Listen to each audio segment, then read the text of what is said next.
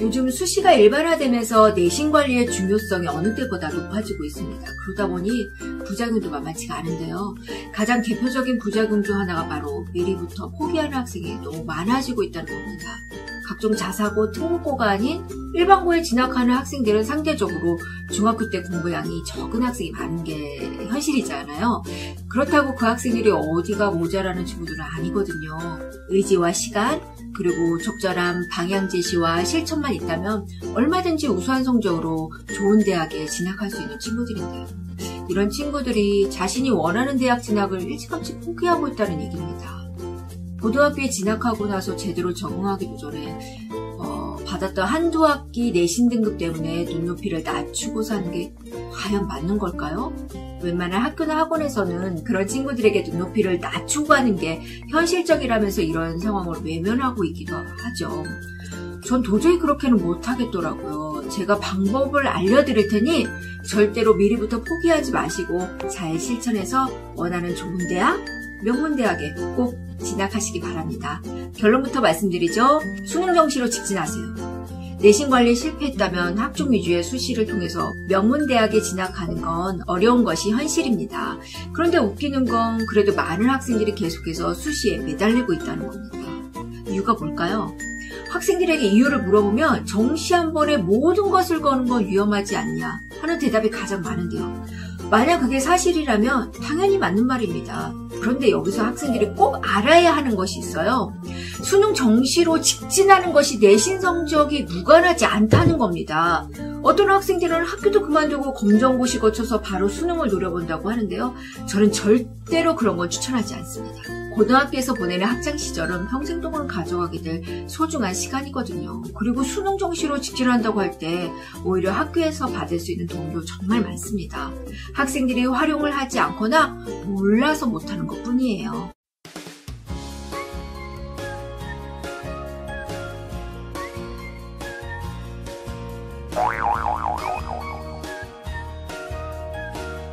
딱 두 가지만 잊지 마세요.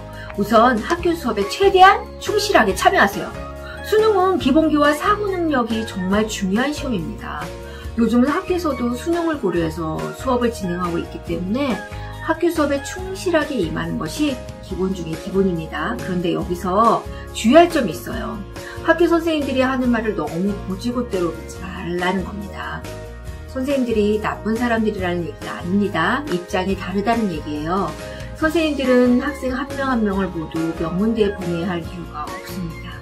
학교에서 가장 필요한 건 최대한 현역으로 많은 학생들이 대학 진학하는 거예요. 극소수의 최상위권 학생들을 제외하고는 어차피 명문대 진학을 권하지 않고 그에 필요한 학습 지도를 해주지도 않습니다. 이런 현실을 절대로 잊지 말고 학교 수업에만 충실하겠다는 마음으로 임하는 겁니다. 다음은 독해 능력을 최대한 키우는 겁니다. 어릴 때부터 제대로 독서논술 교육을 받은 친구들에게는 쉬운 일이겠지만 아닌 경우는 이게 가장 어려운 문제가 될 겁니다. 수능에서는 모든 과목에서 독해 능력이 모든 것을 좌지우지하는 결정적인 능력이 됩니다. 물론 각 과목에서 배우는 내용에 대한 지식은 기본이겠죠. 수능 고득점을 위해서는 꼭 필요한 게 독해 능력입니다. 심지어는 수학이나 과학 같은 과목에서 이 독해 능력이 꼭 필요하죠.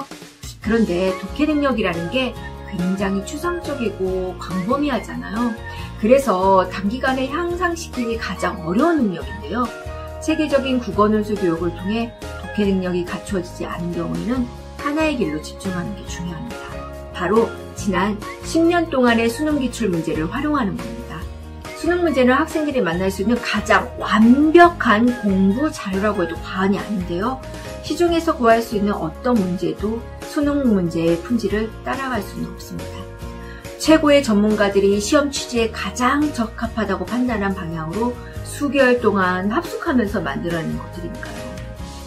한두 번 풀어보고 기출문제 다 공부했다고 말하는 학생들은 정말 많은데요. 그런 방법은 절대로 고득점을 노릴 수가 없고 무조건 문제 하나다 10번 이상씩 반복해서 지문과 문제를 완전히 외워버리겠다는 자세로 공부하는 겁니다. 사실 이게 절대로 쉬운 방법은 아닙니다. 아니, 방법은 너무 단순하고 쉬울 수 있지만 이걸 실천하는 게 결코 쉽지는 않죠. 적응하기에는 너무나도 지루한 과정이니까요. 그런데 적응해서 실천만 제대로 한다면 수능 고득점을 위한 가장 확실한 방법이기도 합니다. 사실 이 두 가지를 실천하면 내신 점수도 잘 관리할 수 있습니다. 얼핏 생각하면 수능과 내신은 따로 노는 것 같지만 생각의 방향을 조금만 바꾸면 얼마든지 역전이 가능한 게 대학 입시 전략입니다. 혼자서 이런 진학 전략을 짜는 게 어렵다면 언제든지 절 찾아오세요. 한두 학기 모자라는 것 때문에 기죽지 말고 끝까지 전략적으로 도전해보는 겁니다.